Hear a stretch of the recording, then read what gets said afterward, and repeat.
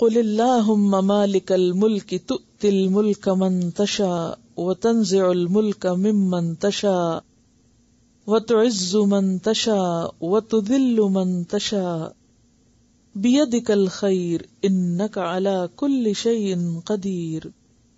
کہہ دیجئے اے اللہ جو مالک ہے ملک کا، جو مالک ہے ساری بادشاہت کا، تو دیتا ہے ملک، تو دیتا ہے حکومت، بادشاہت، من تشاء جس کو تو چاہتا ہے، وتنزع الملک ممن تشاء اور تو لے لیتا ہے، چھین لیتا ہے کیا؟ حکومت جس سے تو چاہتا ہے. وتعز من تشاء اور تو عزت دیتا ہے جس کو چاہتا ہے. وتذل من تشاء اور تو ذلیل کرتا ہے جس کو چاہتا ہے، یعنی عزت لے لیتا ہے جس کی چاہتا ہے. بیدک الخیر تیرے ہاتھ میں ساری بھلائی ہے. انک علی کل شیء قدیر بے شک تو ہر چیز پر قدرت رکھنے والا ہے. اب یہاں پر ہم دیکھتے ہیں کہ عزت و ذلت کا یا حکومت یا اقتدار کے آنے جانے کا ایک اہم خدائی قانون بتایا جا رہا ہے کہ اللہ کے ہاں یعنی انسانی تاریخ کے بارے میں ایک اہم قانون کی وضاحت کی جا رہی ہے کہ اقتدار کا ملنا اور چھن جانا دونوں کا فیصلہ تمام تر اللہ کے ہاتھ میں. یہ بھی عقیدے کی بات ہے، یعنی یہ بھی ایمان کا حصہ ہے. جیسے دن رات کا آنا جانا، سورج کا طلوع و غروب ہونا، لوگوں کا دنیا میں آنا اور جانا، زندگی اور موت، رزق کا آنا جانا، یہ اللہ کے ہاتھ میں ہے. اسی طرح عزت کا ملنا یا ذلت کا ملنا یہ بھی اللہ کی طرف سے ہے، اور اس کے پیچھے خدائی مصلحتیں ہوتی ہیں نہ کہ انسانی کوششیں. اور یہ بات یاد رکھنی چاہیے کہ ہر قسم کی عزت، طاقت، قدرت اللہ کے اختیار میں ہے. یہاں بھی اس آیت کے پس منظر میں ایک واقعہ بیان کیا جاتا ہے جو غزوہ خندق سے متعلق ہے. غزوہ خندق میں خندق کھودنے کا کام مجاہدین اسلام کے سپرد ہوا. 40 ہاتھ لمبی خندق 10 آدمیوں کے سپرد تھی، یعنی 40 فٹ 10 لوگوں کو کھودنا تھی. یہ خندق کئی میل لمبی اور خاصی گہری اور چوڑی تھی جس کو دشمن عبور نہیں کر سکتے تھے، اور اس کو پورا کرنے کے لیے جلد کھودنے کی ضرورت تھی کیونکہ دشمن پہنچنے والا تھا، تو اس کے آنے سے پہلے کئی میل تک اس کو کھودنا تھا. اور یہ کام اتنا دشوار تھا کیونکہ مدینہ کی زمین جو ہے وہ نرم زمین نہیں ہے، سخت زمین ہے. تو یہ اتنا مشکل کام تھا کہ جس میں لوگوں کو کھانے پینے سونے قضاء حاجت کی ہوش نہ تھی. یعنی اتنی تیزی کے ساتھ اتنی زیادہ جگہ کو کھودا جانا تھا اور وسائل بھی مسلمانوں کے پاس محدود تھے. تو بہرحال ایک تو یہ کہ پورے عرب سے دشمن اکٹھے ہو رہے تھے. اس کے لیے بھی میں آپ سے چاہوں گی کہ غزوہ خندق کو آپ اپنی اسوہ رسول میں یا تجلیات نبوت میں سے پڑھ لیجئے، مزید آپ وہاں سے بھی ڈیٹیل دیکھ سکیں گے. تو بہرحال ہوا یہ کہ بنیادی انسانی ضروریات کے لیے بھی نکلنا مشکل ہو گیا تھا. ایک تو دشمن کا خوف، دشمن کا محاصرہ، دوسرے یہ جو خندق کھودنے کا عمل تھا. لیکن الحمدللہ صحابہ کرام کے اندر جو ایمان تھا اس کی وجہ سے یہ کام مکمل ہو گیا دشمن کے پہنچنے سے پہلے. آپ صلی اللہ علیہ وسلم خود بھی اس خندق کی کھدائی میں شریک تھے. اب خندق کی کھدائی کے دوران اتفاق یہ ہوا کہ ایک بہت بڑا بھاری پتھر آ گیا جو صحابہ کرام سے توڑا نہیں جا رہا تھا، چٹان کی چٹان تھی. اب ظاہر ہے کہ جب بھی کوئی مشکل ہوتی تھی وہ آپ کی طرف آتے تھے.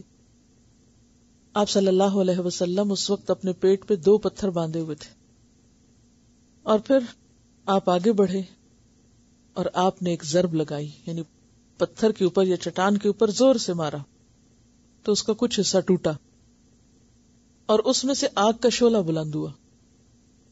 پتھر ٹوٹا اور اس میں سے آگ نکلی. ویسے بھی آپ دیکھیں وہ خاص قسم کا پتھر ہوتا ہے نا، جس ٹکرائیں تو اس سے بھی آگ نکلتی، لیکن بہرحال اس پتھر سے آگ نکلی جس سے دور تک روشنی پھیل گئی اور لوگوں نے دیکھا اس کو. آپ نے فرمایا اللہ اکبر، مجھے ملک شام کی کنجیاں دی گئی ہیں، یعنی اللہ کی طرف سے اس سخت مشکل کے وقت میں مجھے خوشخبری دی گئی ہے، ملک شام فتح ہوگا اور اس کی کنجیاں مجھے دی گئی ہیں. واللہ میں اس وقت وہاں کے سرخ محلات کو دیکھ رہا ہوں، یعنی مجھے دکھائے جا رہے ہیں. پھر دوسری ضرب لگائی تو دوسرا ٹکڑا ٹوٹ گیا. فرمایا اللہ اکبر، مجھے ملک فارس دے دیا گیا، یعنی ایران فتح ہو گیا. واللہ میں اس وقت مدائن کا سفید محل دیکھ رہا ہوں. اب آپ دیکھیے اتنا سخت وقت تھا، سخت سردی کا موسم تھا، بھوک تھی، نیند تھی، بے آرامی تھی اور دشمن کا خوف تھا. یہ وہ جنگ تھی جس میں قرآن پاک میں آتا ہے وَزُلْزِلُوا زِلْزَالًا شَدِيدًا، بری طرح ہلا مارے گئے تھے مسلمان. یہ بہت ہی کٹھن وقت تھا مسلمانوں پر. بہرحال اس سخت ترین وقت میں خوشخبریاں آپ دیکھیں کہ کیا دکھائی جا رہی ہیں اور کیا سنوائی جا رہی ہیں. پھر تیسری ضرب لگائی تو باقی چٹان بھی ٹوٹ گئی. پھر فرمایا اللہ اکبر، مجھے یمن کی کنجیاں دی گئیں. واللہ میں اس وقت اپنی اس جگہ سے صنعاء کے پھاٹک دیکھ رہا ہوں، یعنی جہاں مسلمانوں کی فوجیں داخل ہوں گی. اب آپ یہ بات فرما رہے ہیں، آپ اللہ کے پیغمبر ہیں، آپ پر وحی آتی ہے، آپ کسی بھی وقت اللہ کی طرف سے کچھ بھی دیکھ سکتے ہیں، کچھ مشکل نہیں، یہی ایمان بالغیب ہے. لیکن جب آپ یہ فرما رہے تھے تو منافقین نے ہنسنا شروع کر دیا، مذاق اڑانا شروع کر دیا اور کہا کہ دیکھو حال ان کا یہ کہ ان کو کھانے کا وقت نہیں، اپنی ضروریات پوری کرنے کا ہوش نہیں، جانوں کی حفاظت مشکل ہے، دشمن کے مقابلے کے لیے خندق کھود رہے ہیں اور اس وقت روم اور فارس کے خواب دیکھ رہے ہیں. اور واقعی اس وقت عقل تو نہیں مانتی کہ اتنے مشکل وقت میں اتنی بڑی بڑی فتوحات کی باتیں ہوں. لیکن آپ دیکھیے کہ آپ صلی اللہ علیہ وسلم نے ہمیشہ عسر سے یسر نکالا. انتہائی تکلیف دہ موقع پر بھی ایسی بات ہمیشہ کہی کہ جس سے حوصلے بلند ہو جائیں. ہم لوگوں کا حال کیا ہوتا ہے؟ اچھے بھلے حالات میں بھی مایوسی کی باتیں کرتے ہیں، یہ نہیں ہو سکتا، یہ نہیں ہوگا، یہ کیسے ہوگا، یہ تو ہو ہی نہیں سکتا، کیونکہ اپنے زور بازو پہ بھروسہ کرتے ہیں نا، اپنے حالات اور وسائل کو دیکھتے ہیں. لیکن وہاں کام سب کرتے تھے مگر بھروسہ اپنے پہ کبھی بھی نہیں کیا، بھروسہ ہمیشہ اللہ پہ ہوتا تھا، وہ کرنے والا ہے. ہم نے اپنا حصہ ڈال دیا جو ہمیں ہمت تھی، توفیق تھی، باقی اس کے ذمہ. لیکن منافقین وَلَكِنَّ الْمُنَافِقِينَ لَا يَفْقَهُونَ، وہ ایسی باتیں نہیں سمجھتے تھے. بہرحال تو اس وقت اللہ تعالیٰ نے یہ آیت نازل فرمائی کہ انہیں بتا دیجئے اللہم مالک الملک تؤتی الملک من تشاء وتنزع الملک ممن تشاء وتعز من تشاء وتذل من تشاء بیدک الخیر انک علی کل شیء قدیر. وہ باتیں جو تمہیں مشکل لگتی ہیں وہ ہیں اللہ کے ہاتھ میں، وہ جسے چاہے جب چاہے جتنا چاہے نواز دے، کسی کے ہاتھ میں کسی کی قسمت نہیں. ہر قسم کی عزت اور طاقت اللہ کے ہاتھ میں ہے، بادشاہت اللہ کے ہاتھ میں ہے، اور وہ جس کو چاہے دے. تؤتی الملک من تشاء. اور آپ دیکھیں کہ کس طرح ابراہیم علیہ السلام کو آگ میں پھینکا گیا، ختم کرنا چاہا قوم نے، پھر ملک سے نکال دیا گیا. ہاں انہوں نے تو اپنے طور پہ ختم کر دیا، قصہ پاک ہوا. سوچے نا کہ پہلے انہوں نے کیا کرنا چاہا کہ جلا دیں، زندہ آگ میں پھینک دیں، کچھ نہیں ہوا، آگ نے اثر ہی نہیں کیا. پھر ان کو جب دیکھا کہ یہ تو ختم ہی نہیں ہو رہے تو اٹھا پھینکا، باہر نکال دیا ملک سے. انہوں نے کیا سوچا جان چھوٹ گئی. اللہ نے کیا کیا؟ آل ابراہیم کو کتنی برکت دی. اور ہم آج تک دعائیں مانگتے اللہم بارک علی محمد و علی آل محمد کما بارکت علی ابراہیم و علی آل ابراہیم انک حمید مجید. کبھی نہیں سوچتے ہم کہ کیا مانگ رہے ہیں، کیوں مانگ رہے ہیں. وہ کیا برکت تھی جو اس انسان پر ہوئی جسے اللہ کی خاطر آگ میں ڈالا گیا تھا، جسے لوگوں نے ختم کرنا چاہا تھا اور نکال دیا، اپنی آنکھوں سے دور کر دیا. اللہ نے اس کو چن لیا. جو اللہ کے راستے میں بے آبرو ہوتا ہے اللہ اس کو عزت دیتا ہے. من تواضع للہ رفعہ اللہ. جو اللہ کے لیے جھک جاتا ہے اللہ اس کو بلندی دیتا ہے. اللہ نے نہ صرف ابراہیم کی آل پر بھی برکتیں کی، جس کے بارے میں قرآن پاک میں سورۃ النساء آیت 54 میں آتا ہے فَقَدْ آتَيْنَا آلَ إِبْرَاهِيمَ الْكِتَابَ وَالْحِكْمَةَ وَآتَيْنَاهُمْ مُلْكًا عَظِيمًا. ابراہیم کی آل کو ہم نے کیا دی؟ کتاب و حکمت تو دی، ملکن عظیمہ بھی دی. داؤد اور سلیمان علیہ السلام کو ایسی بادشاہت ملی کہ اس کے بعد دنیا میں کسی کو نہیں ملی. جو وسائل اور اختیارات اور قدرت اور طاقت ہے انہیں اللہ نے اپنے اذن سے عطا کی. تو تل ملک من تشاء کہ داؤد علیہ السلام کون تھے؟ پڑھا نا ابھی طالوت کے قصے میں، ایک معمولی سپاہی تھے اور کہاں سے کہاں پہنچے، یعنی کوئی سوچ نہیں سکتا تھا. ایک عام چرواہے سوچ نہیں سکتے وہ کہاں پہنچیں گے. اور پھر اسی طرح آپ دیکھیں کہ صحابہ کرام میں سے حضرت عقبہ بن عامر جو ہیں بکریاں چراتے تھے. 12 دوست تھے آپس میں اور سب مل کے باہر جنگل دور جاتے، کیونکہ مدینہ میں تو چراگاہ نہیں تھی، تو دور جنگلوں میں نکل جاتے تھے بکریاں لے کے، وہیں چراتے. اب ہوا یہ کہ جب انہیں پتہ چلا کہ حضور صلی اللہ علیہ وسلم تشریف لائے ہیں تو انہوں نے سوچا کیا کریں، بکریوں کو ایسے آنے ٹنڈے تو نہیں چھوڑ سکتے. تو 12 کے 12 نے مل کے سوچا اچھا ہر روز ایک ایک جائے اور سن کے آئے اور پھر آ کے بتائے. تو سارے باری باری گئے. عقبہ بن عامر سب سے پیچھے رہ گئے. وہ کہتے مجھے بکریاں اتنی پیاری تھی کہ میں نے کہا کہ میری بکریاں خراب ہو جائیں گی، میں نے نہیں جانا. اچھا پھر چلا جاؤں گا. جیسے کچھ لوگوں کو اپنا گھر، اپنی چیزیں، اپنے بہت سے کچھ بہت پیارا ہوتا ہے تو کہتے نہیں اگر میں گھر نہ رہی تو گھر نہیں چل سکتا. اور خواتین عام طور پہ یہ سوچتی نا گھر کا کیا کریں گے، چیزیں خراب ہو جائیں گی، ڈس آرڈر ہو جائے. بہرحال وہ کہتے ہیں میں سوچنے لگا کہ مجھے بکریاں بہت پیاری ہیں، میں نہیں ان کو چھوڑ سکتا. کہتے ہیں لیکن ہوا کیا، وہ جو بھی جاتا تھا وہ آ کے باتیں سناتا تھا، آپ نے یہ بتایا ہے، یہ سکھایا ہے، یہ فرمایا ہے. تو یہ سن کے پھر وہ اثر ہونے لگتا ہے نا، اچھا یہ تو بڑی اچھی باتیں. تو ایک دن آیا کہ پھر بکریوں سے زیادہ دین پیارا ہو گیا اور اس دن سوچا کہ نہیں بس میں جا رہا ہوں. اپنی بکریوں کو ٹھکانے لگایا اور اس کے بعد آپ کی خدمت میں آ کے کہا کہ یا رسول اللہ صلی اللہ علیہ وسلم میں بیعت کرنا چاہتا ہوں. آپ نے فرمایا کون سی بیعت کرو گے، بیت الہجرہ کرو گے یا دوسری؟ کہا بیت الہجرہ کروں گا، یعنی آپ ہی کے پاس رہوں گا، اب واپس نہیں جاؤں گا. خیر انہوں نے بیعت کی اور آپ صلی اللہ علیہ وسلم کے پاس رہ کے یہ پھر اصحاب صفہ میں شامل ہو گئے اور دن رات دین سیکھتے تھے. بہترین قاری تھے، بہترین عالم تھے، بے شمار احادیث حفظ تھی.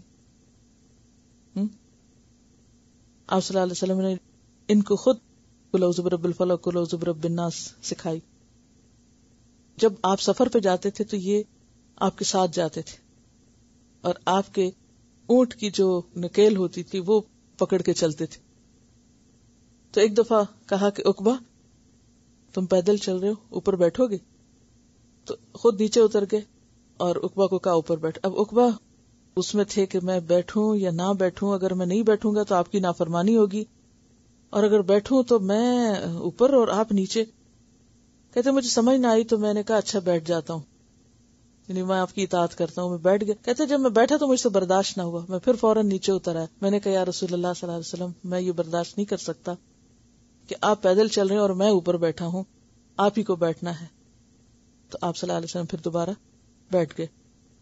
اس میں آپ نے پھر ان کو یہ صورتیں بھی سکھائیں اور پھر اترے رستے میں اور پھر نماز میں آپ نے یہی صورتیں پڑھی، یعنی پہلے سکھائیں پھر نماز میں وہی پڑھائیں. بہرحال اس کے بعد آپ دیکھیں کہ عقبہ بن عامر کے ہاتھوں دمشق فتح ہوتا ہے، مصر فتح ہوتا ہے، یعنی دونوں جگہ پر تھے. اور پھر یہ مصر کے گورنر بنائے جاتے ہیں، مصر کے گورنر بنائے جاتے ہیں، کوئی معمولی عہدہ نہیں. پھر ان کی وفات ہوتی ہے تو جبل مقطم پر ان کی قبر بنائی جاتی ہے. کہاں وہ بکریاں چرانے والے عالم، فاتح، قاری، مجاہد، غازی سب کچھ بنے. تو تل ملک کا ملک، یہ وہ حکومت تھی، مصر کی گورنری تھی. تو تل ملک کا منتشا، تو جسے چاہے وہ دے دے.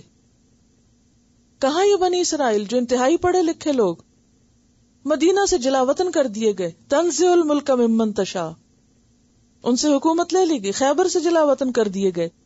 کیوں؟ اللہ کی نافرمانی کی وجہ سے.